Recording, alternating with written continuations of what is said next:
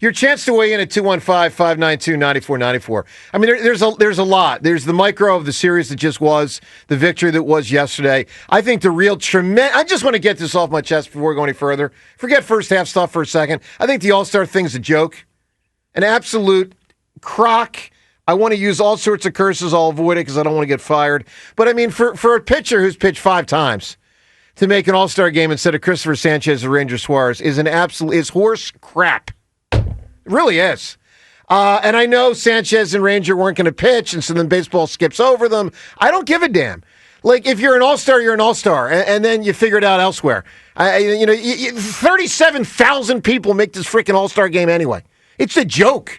You go back when I was a kid, not even a kid, young adult, you'd have like a regular roster. What is that, 24 guys, 25, whatever it was? Now, I remember they expanded it right after they had the freaking tie. They expanded the All-Star game. Like a lot of them don't pitch anyway. 57 players make it, but apparently the 2 Phillies, it counts against them. It's incredibly outrageous, isn't it? I mean, really. Listen, I think the biggest joke I ever saw in baseball was when Rafael Palmeiro won that Gold Glove when he didn't play first base or whatever that was. This is like number 2, Ranger. I mean, Ray, there is a pitcher that's pitched 5 times in Major League Baseball that made against. Look at Sanchez yesterday. He was unbelievable. Look how great he was. And you know what's the crazy thing? My God. It goes on their whole records. Like, say somebody makes a Hall of Fame. Totally. It does list how many All-Stars they've made. It's important. It really, that one really ticked me off. I don't understand why. Cristopher Sánchez says they didn't talk to him and say, hey, could you pitch? You know, his representation they know he can, says all along he pitched yesterday. He's willing to pitch whenever you want him to pitch. Yeah. Like, so I mean, we are getting conflicting stories Maybe here. It's a side day. Maybe he throws an inning. I don't know exactly. But it seems it's like conflicting stories, but the bottom line is his first half was magnificent. Totally. And this is not like a recent enough thing that he should be catching anyone completely by surprise this year. It's a his joke. First half, his ERA was 2.5. His WHIP was 1.14. He was outstanding. He's one of the most underrated players in baseball. I want to hear from you because I'm curious if you are as outraged as I. That one really ticked me off. I don't get in the weeds on some of this stuff too often. That one really bothered me. Guys, come on. We've seen Sanchez. We've seen Ranger. We know what they deliver. And this freaking Brewers guy no one's ever heard of has had 5 appearances in Major League Baseball against the All-Star game? Oh, come on. Because to me, it sours tomorrow night. It really does. To me, it sours this whole All-Star thing. It just makes a mockery of it. So that one really bothered me. Your chance to weigh in, 215-592-9494. Look, as for the series, annoying to lose 2 or 3. Not the end of the world. I mean, even the 2 losses you had, you still have decent pitch games, obviously by Ranger and Wheeler. Unusual to not win the games in which they start. They weren't bad at all. They weren't tip-top great. They weren't bad. The bats were pretty quiet. We know the story. It's been the story of the Phillies often when they lose this year. And to a large extent, that's what happened on Friday and Saturday night. You can weigh in on that. Of course, the win yesterday, credit to Sanchez, and obviously also in the 8th inning when Bryce got on with the double and JT brought him in. So Didn't you really want to go get Jackson Merrill? Like, I started looking, hey, Jackson Merrill, how likely could it be? No.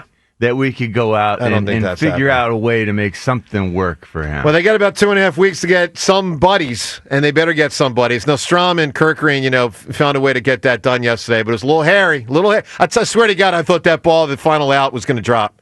I thought that thing was headed into left center field. I was actually amazed Marsh caught it. Caught it fairly comfortably. But off the bat, I'm going to be honest, I thought that thing was falling in. So there's a lot from the Phillies series to weigh in on. And, of course, as John's alluding to, the coming trade deadline in about 2.5 weeks. All that at 215-592-9494. All right, let's also unpack the first half of the season. Man, where to start with this one? I'll start with where we started. Don't come out of the gates too strong. I mean, John, we did say it, and they did do it. So yeah. So is this pacing? No, seriously. I don't know. Are they planning to taper at the proper moment, and they've been pacing themselves thus far. I'm not going to give them all that credit. Here's what I'll say to me stands out the most in the first half of the season when I look at this thing on the whole. They're a very imbalanced team. And I think this weekend in many ways proved it. They are an A triple plus in starting pitching. Triple plus. They are an A triple plus in starting pitching. Look, it's gotten a little funky in the last month because Abel couldn't hang enough, so they sent him down. Nola hasn't come back. Painter hasn't proved worthy yet. So it got a little weird where like back end where you thought maybe be A triple plus 5, 6, 7.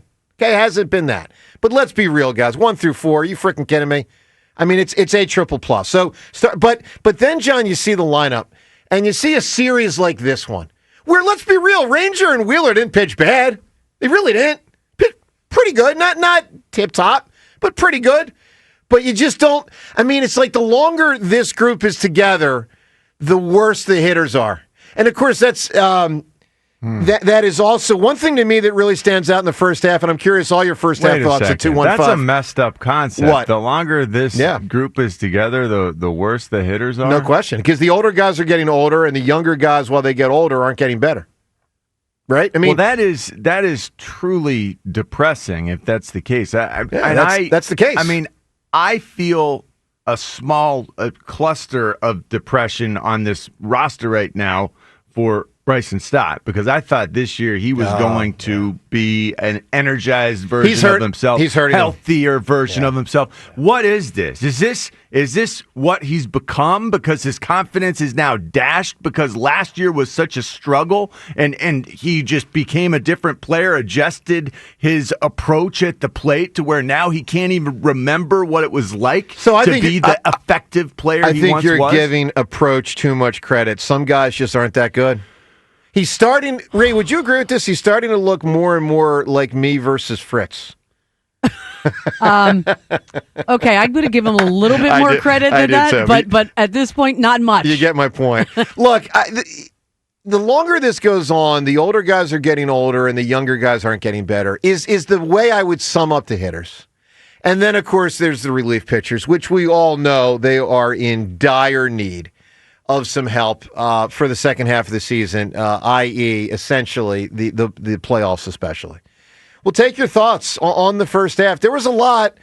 John, it felt like they never really got into an offensive groove. I think they had that 1 week and a half. Maybe it was in June at some point where they slugged a lot and they hit a lot.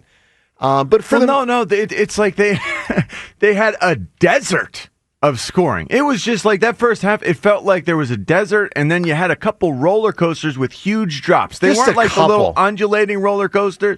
It was like the tower drop roller coaster. Can I give you a player? That was the season offensively. John, let me give you a player the Phillies offense reminds me of, and this is not a compliment. Phillies offense reminds me of, everyone brace yourself. God.